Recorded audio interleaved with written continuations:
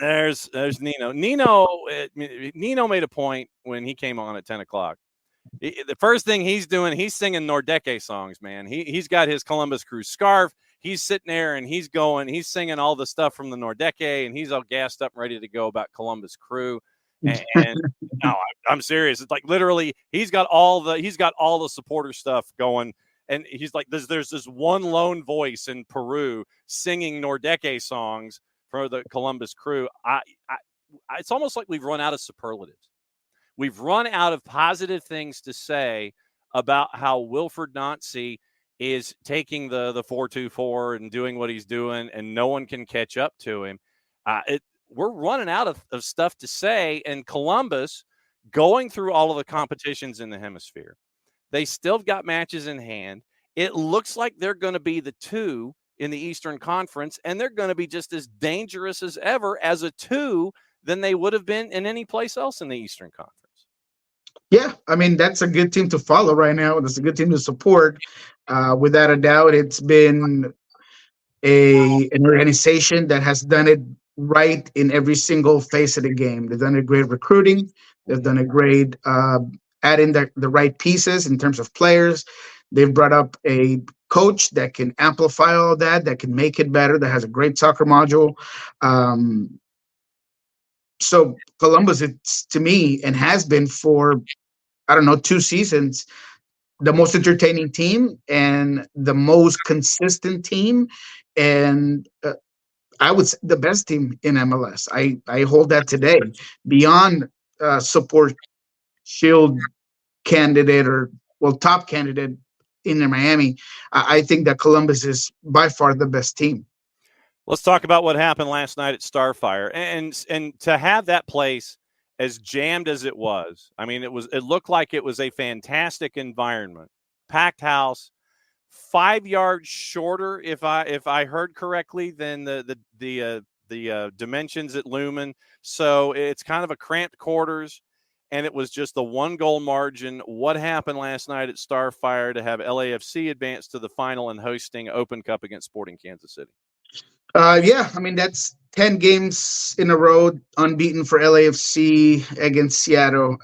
They just find a way. And last night at Starfire, as you mentioned, 5 yards sound about right. I want to say is a little bit more, a little bit less, but it's somewhere around those lines. Yeah. It was clearly a factor.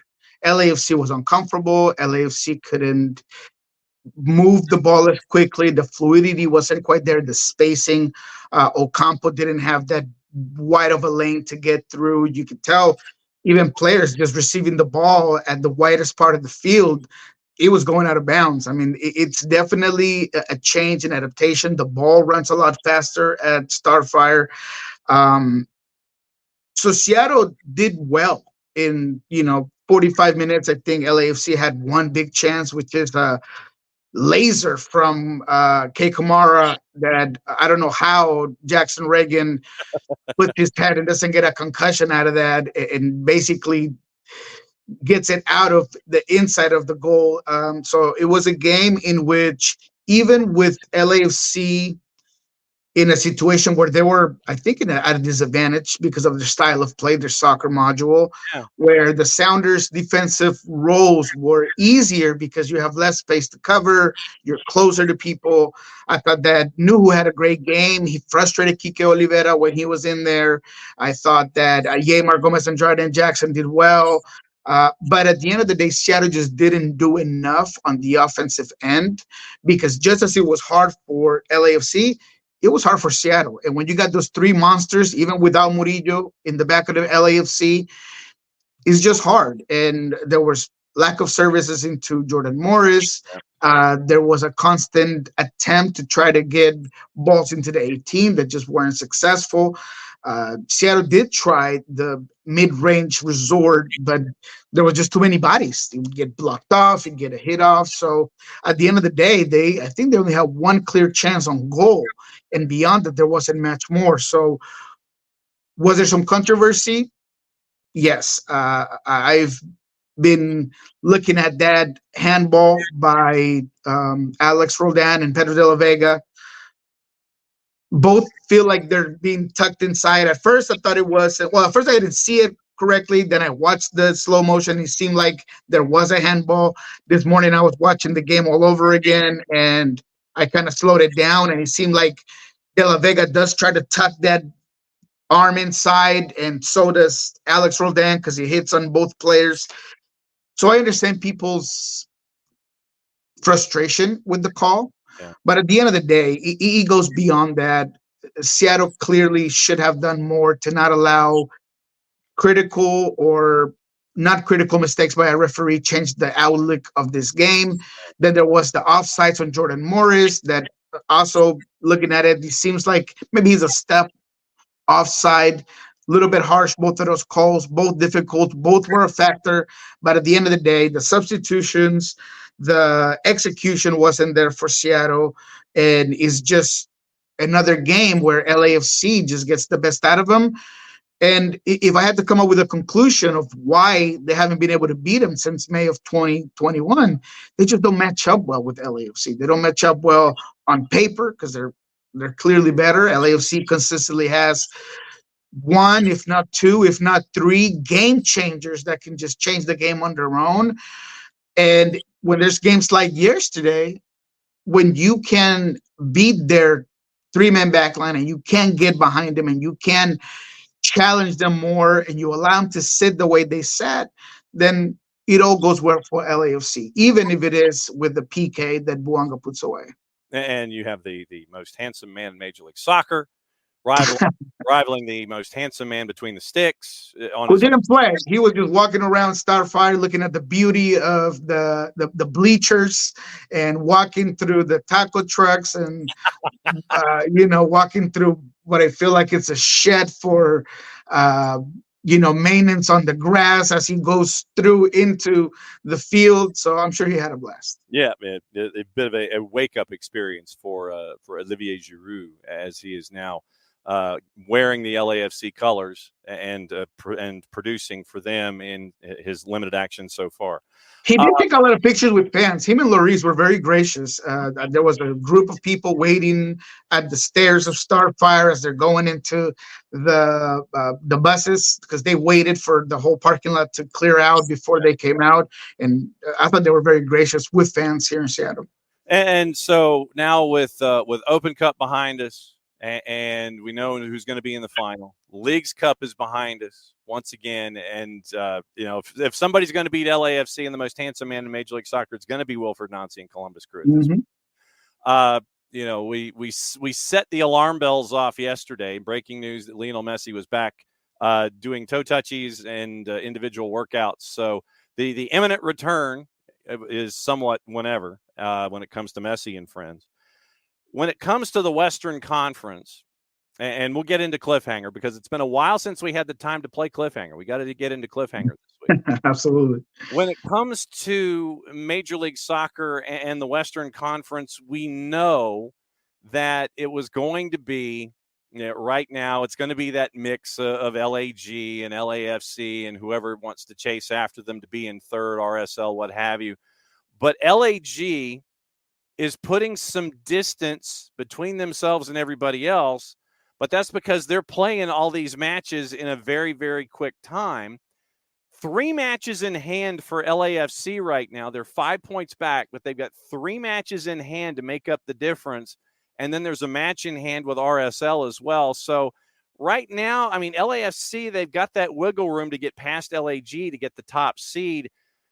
What's it looking like for you when it comes to, say, that group of 3? Because then you've got that second group that's got Colorado, your Sounders, Vancouver, Portland, Houston, and then you've got the group trying to get in. So there's 3 groups right now in the Western Conference. You've got the lead pack and the 2 chase packs.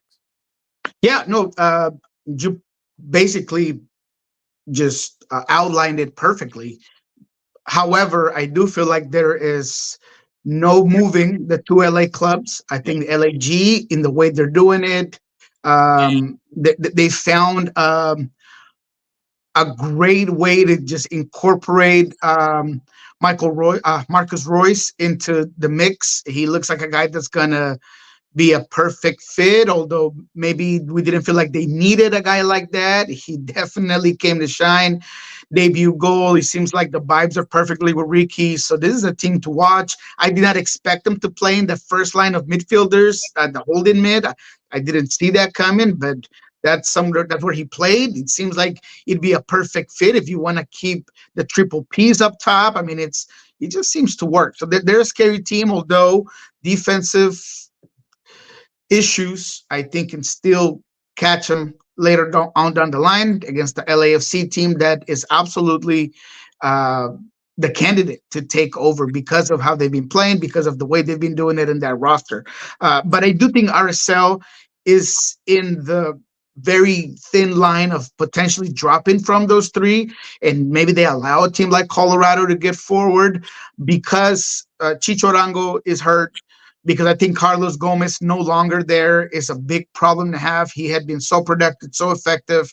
He'd been such a perfect partnership for Chicho Arango. So the fact that both of these players are either hurt or no longer there are an issue. I saw the frustration when he came to Pablo talking about his holding midfielders. Inelli didn't have a good game, neither did Ojeda against San Jose, a game that you thought that they were going to just win and continue to stay in the shield race and stay top of the West. So those things kind of worry me about RSL. So maybe Colorado gets in there. I think Seattle has a really tough start to their next couple of games at Portland, a team that, regardless of also not being the greatest defensive team, they have a lot of firepower, a lot of options up top. Then you play the best team in MLS in Columbus. I mean, there's just a difficult start to that. How they manage that, I think that's going to be interesting, but I don't foresee them getting up there. So it's going to be some changes. There's going to be some movement. But I think that the top two LA teams are going to stay there. They're there to stay, and they're going to be fighting for the number one spot without a doubt. I still think that Portland has something to say, regardless of some issues. I think that they can fix that back line. Maybe moving Kamal Miller and allowing Mosquera to get forward and playing three in the back. I mean, I think that there's options for the Timbers to get better moving forward. But it's going to be an interesting race in the West. At least for those 3 to 6 spots. The 1 and 2 are set, and you can believe that. Mm-hmm. But after that, it could get interesting. Yeah, 3 through 6 will be interesting, and then the 7, 8, 9 will be interesting too for folks trying to get in. Not as cutthroat as it's going to be in the Eastern Conference, where 9 to the bottom is separated by 2 points right now. That's just nuts to think about. But all those teams 7 teams separated by 2 points to get into the play-in. So that's the sprint that we have to focus on if you're a fan of Atlanta United. All right, it's that time. For those of you who might be joining us for the first time, traditionally, what we like to do at the end of Niko's segment is preview the action coming up in the weekend. And we'll roll through all of the games on the board. And if there is a game that Niko wants to talk about, Niko yells stop, or he just interrupts me and goes, yo, bro, I got something to say. And we go through the grid, we go through the juice boxes, and we kind of try to help folks out just to kind of give a bit of a piece of advice for the matchups this weekend. So it's time for Niko to play Cliffhanger. And here we go. So tell you what, since it's the first one on the board, Charlotte and Atlanta in Charlotte, rivalry game. Charlotte is a -114. Draws almost a +300 in the composite. And Atlanta United is a +267. What say you? I think it's going to be a good game. I think Charlotte has kind of shown you that they continue to do well at what they've been working on. I think that with new additions and a more solid back line and continuing to move forward with their style of play, I think they're going to give Atlanta some issues. Atlanta, regardless of also new acquisitions, a new 10, you could see the spark that those players provide. I see this one being a draw, being one of those games where there's a lot of half chances, but not a lot of real opportunities on goal. And I think this is going to be one where it's going to be completely no goals, 0-0, good battle in the midfield, and it stays even. Kalina and Guzan coming up big on both sides for that one. So Crew and NYC. Crew's on the minus side, understandably so, going up against NYC, and this one's in Columbus, and NYC is a plus 336 on the road at Columbus, taking on Crew. Yeah. Yeah. I want nothing to do with that one. I think Columbus does win it. I do like what I saw from New York City FC in Leagues Cup. I do believe that they finally got their 9, and I feel like between Maxi and Santi, there's a lot to like there, but Columbus is just too good. They're too powerful. I think that they're gonna submit this team into a game where they're the protagonist, where they hold the ball, where they have the best chances, and seeing the way they held LAFC and were able to minimize what they do well, I don't see New York City FC beating Columbus in this one, but numbers aren't good enough, but I'll take Columbus. FC Cincinnati at home against CF Montreal. FC Cincinnati is a minus 250. CF Montreal is a plus 577 in the composite. I ain't touching it. I think Cincinnati takes care of business, and I don't know. I was shocked that Laurent Courtois wasn't fired when they lost 5-0 to the Revs when Joey Saputo was in the building. I'm surprised Courtois made it out alive. I agree. I want nothing to do with it. Don't go with that one, people. It looks like it's worth $10, but it's really not. Red Bulls hosting Philadelphia. Red Bulls minus 139. The Union are a plus 340 at Red Bull Arena. Wow, those are big odds. I mean, I understand it. Philadelphia's year has been awful. Mm-hmm. There's another team that used Leagues Cup to their advantage. Dre Blake's resurrection and kind of coming back to being that elite goalkeeper. I think Gazdag did a lot well. I like Maribo. He's been so good. But I feel like Red Bulls are a more put together team. That's another game that I would not want anything to do with, but I do like the Red Bulls in that one. Purple team hosting Nashville at a minus 200. Nashville on the road is almost a plus 500 to win. Draws a plus 345. Nope. But give me the draw on that one either way. But Orlando is probably the most difficult team to decipher. You don't know what version of them you're going to get. Mm-hmm. It's ups and downs. They can look brilliant one time, and that attacking third can look fantastic, and they can look so dynamic. And there are times where they're just like watching paint dry when they're moving the ball. And defensively, they've had issues. So I definitely want nothing to do with that, but I'll probably take the draw on it if I had to. Drone FC, otherwise known as Toronto FC, at home. They're on the plus side. They're a plus 114 hosting DC United. Christian Benteke signed a new deal. They're north of plus 208. I'm like, yeah, whatever. Okay, great, fine, cool. I'm on to the next one. Austin hosting Vancouver. Austin's a plus 142. Vancouver's a plus 179. Hey, guess what? I'm on to the next one. Chicago hosting and Friends, since Messi ain't there yet.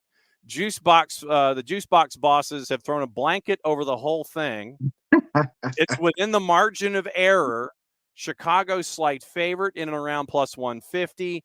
Messi and Friends are a plus 152. So they're hedging their bets. It's like they trust Tata to do something, but it's Chicago, so they've got to make it look like Chicago's a favorite. I'm still going with and Friends here, but I ain't touching it. Well, let's do something fun. What's the compos on the goals? All right, so hang on just a second. Let's see. Because that could be something we could titter with to make it at least viable to put something on it. As we wait for Luis Suarez's knees to explode. Over under 2.5 at a minus 185. Over under 3.5 is a plus 134. So you start your plus at plus 3.25. 3.5 is plus 134. 4 is plus 237. 4.5 is a plus 296. Yeah, no, move me along. That did not help at all. No doubt about that. I don't blame you. Okay, so the other Central Time Zone stuff, FC Dallas and Colorado. FC Dallas favored at home at a plus 125. Rapids are a plus 190 on the road. That's yeah. I mean that's interesting. But Dallas has they've really come up after Niko's departure. I feel like they're a team that simplified their game. I think Velasco might be back here soon as well. And Ferreira is another player that had not been there. And Ijaramendi, I feel like they've missed for a long time, and he's been back and playing well. So this is an interesting one with Dallas and Colorado. What's the compose on goals there? Uh-huh. If we could. Yeah, I saw you working. I saw the brain going. I figured that might be where you going over the top. 2.5 a minus 169. 3 is a minus 105. 3.5 is a plus 144. 4 is a plus 254. 4.5 is a plus 320. Give me the 4. Give me the 4 in this one. I feel like if last game is any indication of where Dallas is, that DC United game was a bit of a back and forth. I think Colorado themselves can get forward quite often, and they can be a team that gives up a lot of goals. Although Zach Steffen has used Leagues Cup to really up his game, or at least up his value. He was big time. As much as Colorado got that third place and didn't get where they wanted to, I feel like this tournament showed you a lot from Mihailovic, a lot from Zach Steffen, a lot from a defense that you thought that with Bombito gone was going to struggle a lot, and they really haven't. So, yeah, I like that game to be back and forth either way. So I'll take the 4. And you know what? I'll take the 4. And I'll take Dallas on that one as well. Okay. All right. RSL a big favorite against the Revs at a minus 213. LAFC coming off of Open Cup semifinal, hosting Houston, favored at a minus 169. I might take the under in that one just because of all of the effort that was made to get a 1-goal win in the midweek, having to turn around and play at home against Houston. I'm not anticipating a whole lot of goals. So I think LA gets it done. I think LAFC wins it. I think the under might be the play. Then that leads us to, well, first off, I'll put San Jose in Minnesota, and I'll get that one out of the way. San Jose's favored at a plus 123. And the one matchup on Sunday is all caps in LAG, all caps at City Park, favored at home at a plus 135. LAG's a plus 169 on the road.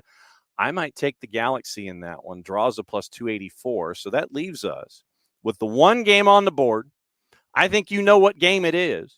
It is, but before you do that, yeah, without knowing the drop on the goals or beyond what you just said about the LA Galaxy and St. Louis, I'll take 3.5 on that game, and I'll take the Galaxy. St. Louis, LA Galaxy. I feel like there's going to be a lot of goals. I've seen an improvement from St. Louis, and it's not just because of that 4-4 draw against the Timbers, but I think Hardo and a lot of these guys that have came in have given this St. Louis team a little bit of life. So I like the goals, 3.5 plus, and the Galaxy in that one. Okay, so you're getting a slight push at a plus 102. So you're north of the plus side. You're north of even money, barely, on 3.5.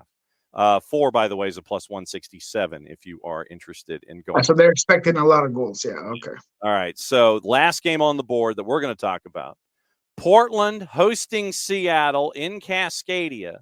So Seattle has to turn around from a midweek game where they gave a lot of energy and they still lost, came out on the short end of the stick to get to the U.S. Open Cup final. So a lot of energy expended.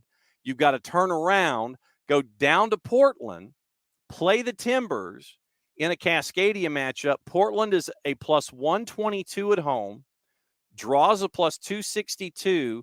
Seattle right now north of plus 200 at a plus 204.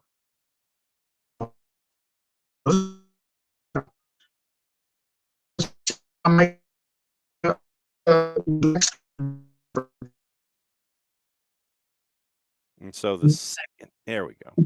Do you see me? There we go. There you go. Okay, good.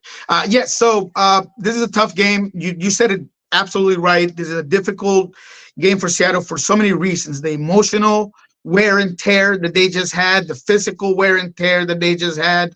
Yep. I think if you look at any positives, is that Pedro de la Vega came in a little bit later, as I think Brian was expecting the game to go to overtime, so he didn't get a lot of miles under him. And I think Pedro de la Vega, going back to Minnesota, not the game against LAFC, because he just didn't get enough of the ball to make a difference. But if you go back to Minnesota, when he came in, what he did, you saw the type of improvement that you get on the left side. You get a guy that is daring with the ball, that uses a lot of the spaces right, that puts a beautiful ball into Jordan Morris that unfortunately doesn't end on a goal, but he put Jordan Morris face to face with the goalkeeper. So because of Pedro de la Vega factor, because this team I feel like is in dire need of a big time win, and a Timbers team that, although more talented on the offensive end, and they are more talented on the offensive end with so many weapons, I do feel like between the injuries and the red card to Felipe Mora, I think Seattle will take this one. It is going to be a tough grind of a game, but I think Seattle will pull it off a lot like the last time they were at Providence Park. So I do believe that Seattle will at least get the stink of this elimination, and then they might put their frustrations into Portland, and perhaps they use that as a trampoline to just push them in the right direction.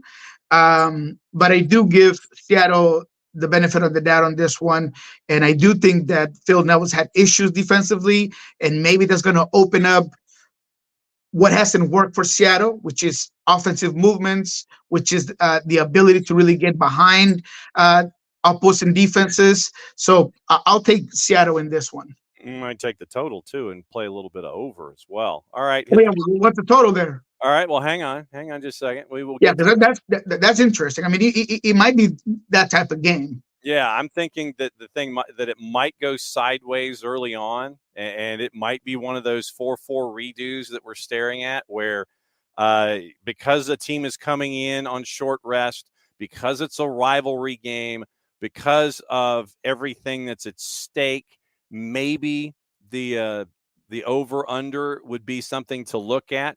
2.5 a minus 163. Oh, wow, they are expecting. Okay, 3.5 is a plus 150. 4 is a plus 267. That's tough. Oof. 3.5 at plus 150. Maybe, yeah. 3.5.